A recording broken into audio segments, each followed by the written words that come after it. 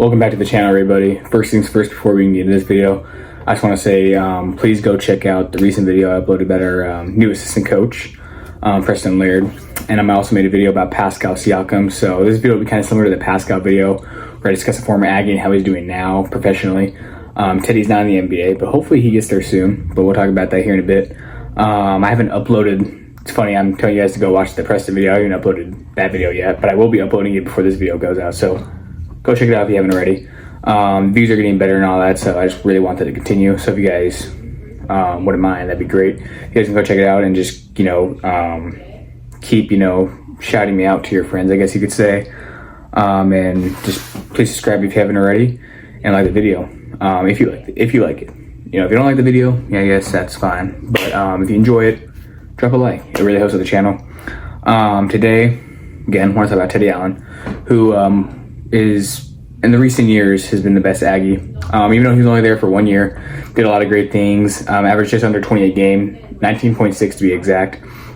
He's a big guard, 6'6". Did a lot of great things. He's actually from Phoenix. Phoenix is pretty big on basketball. Obviously, got the Phoenix Suns, but they're just a big basketball city in general. And Arizona's just a big, basketball state, I guess you could say.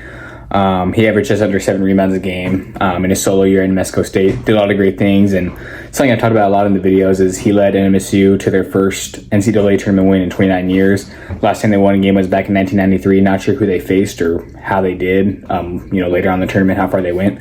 But he helped them, I want to say they went to the Sweet 16 that year. I could be wrong. But he helped them get that first win. They actually beat UConn. And like I mentioned a couple videos ago, we're still I think I've said this like 2 or 3 times in the past 4 or 5 videos, just because I just like talking about it. And a lot of Aggie fans like talking about it. It's something that we can brag about. We're still the last team to beat UConn. And I remember whenever UConn won the chip this year, I posted on my story that we're still the last team to beat them. And I posted, Teddy Allen on my basketball account. And he actually saw the story and liked it. So shout out to him for that. That was awesome.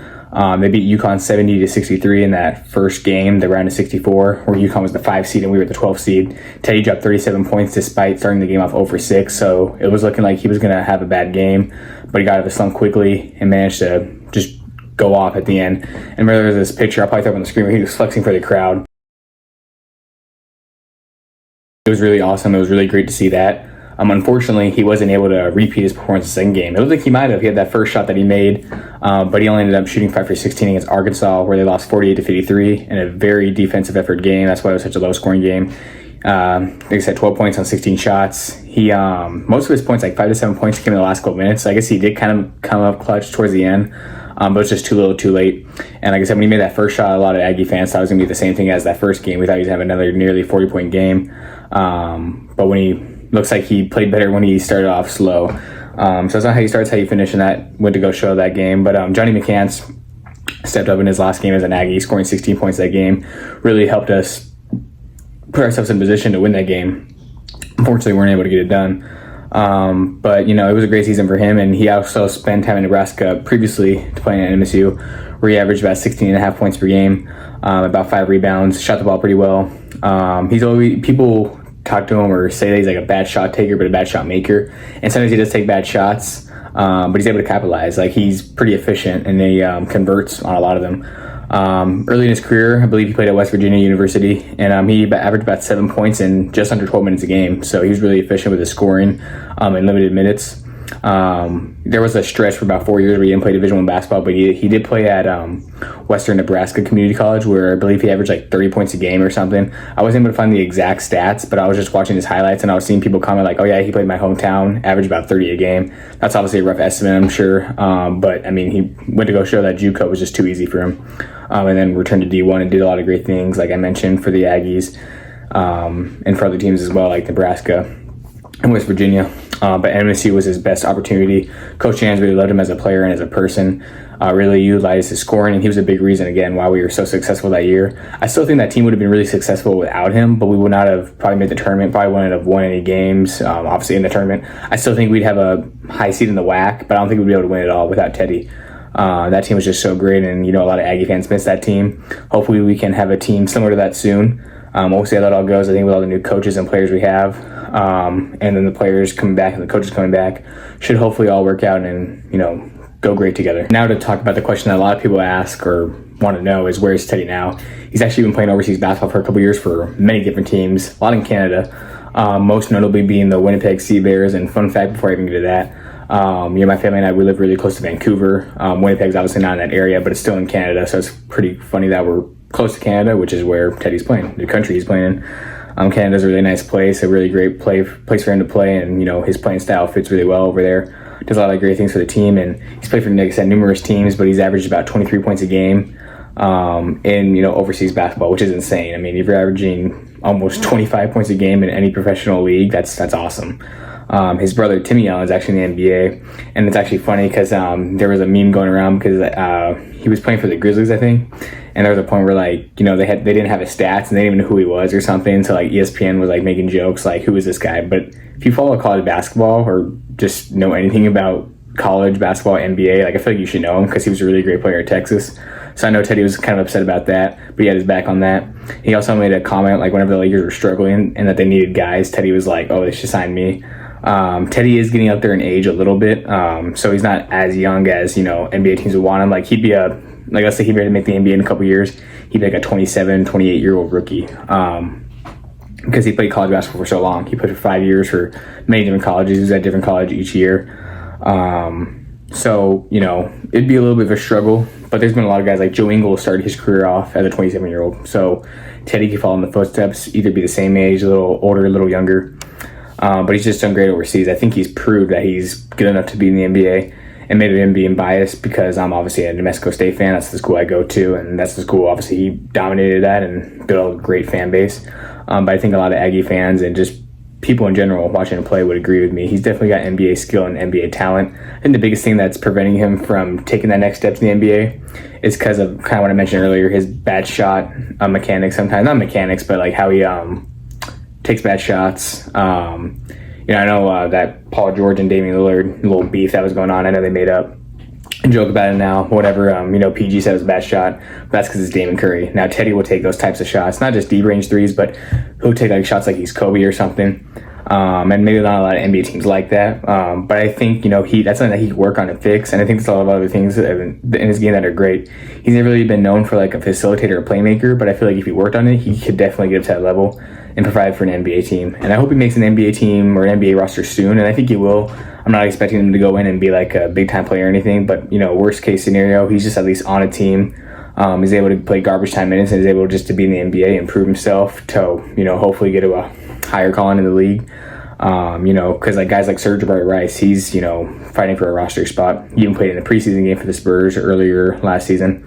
And Teddy's obviously, in my opinion, Teddy's a better player, so I think Teddy can definitely get there soon. It's just all about playing styles. If there's a year to make the NBA, I guess this could be the year. I'm not saying he's going to enter the draft or anything because I think he's already entered it and he didn't get drafted. I believe he still has another year. I think he could enter it. But if there's a year to go to the NBA, this would be the year just because the draft's a little bit weaker. Even though it is a weak draft, I still do think it's going to be an underrated draft. I think there's a lot of great players coming out of it, like Alex Sarr. I know I mentioned this in my other video, but I just want to say it. So if it does happen and this draft turns out to be pretty good, I called it. And Teddy, not saying Teddy would be a part of the draft because he wouldn't be drafted. He'd probably just sign with the team. He did play in the Summer League in 2022, right after his stint with NMSU for a couple games, but he didn't really shoot that great. He got in there, was able to get a couple buckets, do his thing, Teddy buckets. But that was the closest thing he has to the NBA. But playing in Canada, he's playing in a really great league. He's not playing no scrubs. He's playing against great competition and great arenas. Honestly, they get pretty packed. I might throw some pictures on the screen. As you guys see, they get a lot of people to go to those games. And this is a great environment for him to play in, and something I'm sure he likes. He technically does still have another year of eligibility, so it would be kind of awesome if he were just to come back to NMSU. Not sure how he would fit Coach Hooten's system, but it would still be funny to happen. I know it's not going to. And it's smart for him not to. He's already been removed from college. He's doing overseas, getting paid doing that. Obviously, that's what he's going to do. But it just would be funny if we got him back, because if we did, we'd be dominant. We'd be really dominant. If he would, let's say Coach Jan stayed, right? After the year that they went to the tournament. Or not even Coach Jan stayed, but just Teddy stayed and Jabari stayed. If those guys stayed, could have done a lot of great things. But I'm happy where the team's at right now. I really am. I think Coach Hooten's a great coach. I'm glad we have him as a coach. I'm glad we have the players we have. So I just can't wait for the future of this team. But we're not talking about that right now. We're talking about Teddy. Again, just great player overall. Really happy that he was at NMSU for a year. Whenever he was at NMSU, I wasn't there yet. I was still a senior in high school, and I wasn't an NMSU fan at the time, but I obviously knew NMSU basketball was really good that year and just really good in general. I knew Teddy, that he was really good too. And I remember whenever I was going to school there or about to go to school there and I found out he wasn't there anymore, I was kind of bummed, but because it would have been cool to like run into him on campus or something, because I know some friends will talk about how they saw him and like Jabari and all that on campus. Unfortunately, I wasn't able to be a part of that, but fortunately, he was able to do a lot of great things for the program. And he's definitely a player that's going to be in the Aggie Hall of Fame. If he's not, then that's pretty shocking, but he's going to, for sure. I think, you know, even though he's only there for a year, he got them an NCAA tournament win, which hasn't happened in a while because the Aggies always make the tournament, get low seeds, like 12 to 14 seed, and they're not able to really pull off the upset. Making sense because they always play against top-ranked teams, but they were able to beat UConn. And again, we're the last team to beat UConn in the tournament. It's funny because my friends and I always joke about it, how we built UConn. Like, I think us beating them really upset them because they were projected to make the Final Four that year, and us being in the first round really hurt them and stuck with them, and they've come back and they're 12-0 in NCAA tournament games since then. So they always talk about how they won all these games and all that, but they don't ever mention like that we're the last team to beat them. Only one that really mentions that are NMSU Aggie fans. So it'd be cool if we got our flowers a little bit, especially with all like the you know, drama that happened a couple years ago, and then us rebuilding this year. There's just been a lot of negativity around the program. Not this year really, because we were in a rebuild year and we're more respectful now. But that one year with everything that went on, you know, kind of just threw all our success and greatness out the window. So again, I think the future of the team's great though. I think coaching will get us back on track. I know I've said that a lot, but I just really want to say that because I know there's some fans that have their doubts, but I'm like, dude, we're gonna be fine, trust me. Just want to close the video by saying thank you guys so much for watching. I actually made a video on Teddy a couple years ago, but I think I had to delete it because it was like copyright issues or something. So it's great to make another video talking about him while we're face to face with the camera. That was actually one of my first videos that I did that really got my channel going, and now I'm doing these style of videos again. So I think it's just great to mention a great Aggie, and one that so many fans miss, because again, when he was here, it was just, we were unbeatable. It felt like at times we were 27-7. We were like 22-4 at one point, and just had a lot of great wins. There were some games that we lost here and there that we shouldn't have lost, but nonetheless, and we beat GCU every time we played them pretty much. So that was great, you know, because they want to think that they're a rival even though they're not. So if you're a GCU fan watching this, then you're not a rival. All right, we own you guys. We do. Trust. I hope we play them this upcoming season. That'd be awesome if we could schedule a game with them at home, because there's no way we're going to lose to them at home.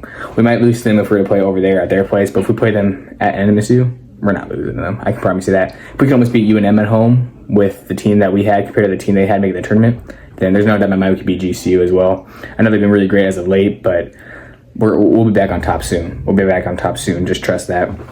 So again, just really want to say thank you guys so much for watching this video. And thank you guys so much for just showing love and support on the previous videos.